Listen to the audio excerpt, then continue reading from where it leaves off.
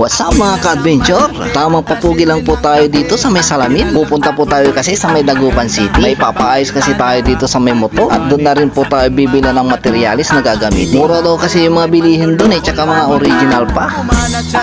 Yan, dito na po ako sa may bayan ng Kalasyaw. Napadaan na rin ako dito sa aming simbahan. Dito rin ako minsan nagsisimba. Grabe, ang ganda no? Napadaan din ako dito sa may Puto Kalasyaw. Yan, sarap mga puto dito. Sikat na sikat ito. Magmahal ka daw ng taga Kalasyaw. Yung puto nila doon ay masarap. Kami pa kaya.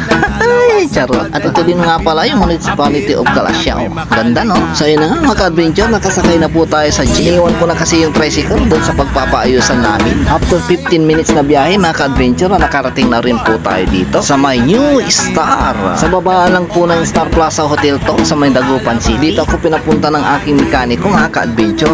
Murang-mura lang daw kasi dito at saka mga original ang bilihin. Bali hapon na ako pumunta dito mga ka-adventure kasi pag umaga sobrang dami ng pila. Ang dami kasi bumibili dito. Bali ito yung mga binili ko mga ka-adventure. Bali bumili po tayo mga ka-adventure ng bagong gear, yung malaki at saka maliit. Bumili na rin po tayo ng bagong kadena at saka bumili rin na rin po tayo ng bagong battery. Mahina na kasi yung busina niya kaya hindi na rin mag-push button yung start ng ating motor. Makakapili ka rin pala ng iba't ibang mga motorcycle parts. Pwede ka rin dito mag-wholesale o mag-direct ka dito para pang benta. So ayun na nga mga ka-adventure, nakasakay na po tayo ulit sa jeep. Ayun may nakita po tayo magdiwang nakaangkas. Uy, sana all. At napadaan na rin po tayo dito sa may CSI Square sa Dagupan. Meron po tayong nakitang nagbibinta ng saging. Tsaka meron din nagbibinta ng bibingka. Sarap nito, napapanahon. Malapit na po ang simbang gabi. Ayun sa wakas mga ka-adventure, nakarating na rin tayo. At dahil napagod tayo sa biyahe mga ka-adventure, bili na rin po tayo dito ng may merienda. Meron silang mga bintang quick dito. Meron din silang bintang lumpia, Shanghai at saka bula-bula. Kaya na nga, nakabili na po tayo mga ka-adventure. Yan, nalagyan na po natin ng sausawa. Ito yung pinakapaborito ko dito yung suka, yung manghang ba. Tapos hihigupin mo no. Sana all. Yummy. Nabitin tayo mga ka-adventure sa ating binili. Kaya bili na rin tayo dito. Bali bumili po tayo ng isaw, ng paa ng manok at saka Betamax. May nadaanan rin tayo mga ka-adventure na nagbibinta ng chicken nugget. Kaya ayun tuloy mga ka-adventure, napabili na naman po tayo. Awat!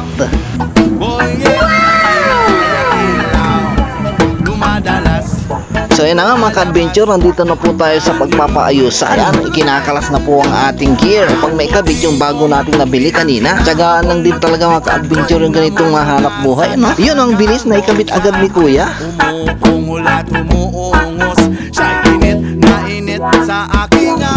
Pagkatapos yung maikabit yung gear mga ka-adventure, susunod na rin po niya ang ating kadena. Ayan, binabaklas na rin ni kuya ang ating lumang battery para mailagay na po niya yung bago nating nabili. Napaka-importante kasi ang busina at saka ilaw pag ito'y nagdadrive para iwas tayo mga ka-adventure sa disgrasya.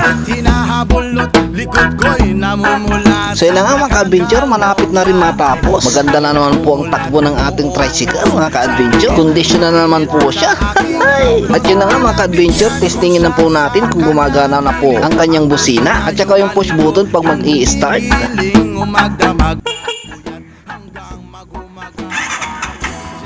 Wow, okay na po siya mga ka-adventure. Maraming salamat sa panonood. Hanggang sa muli, paalam!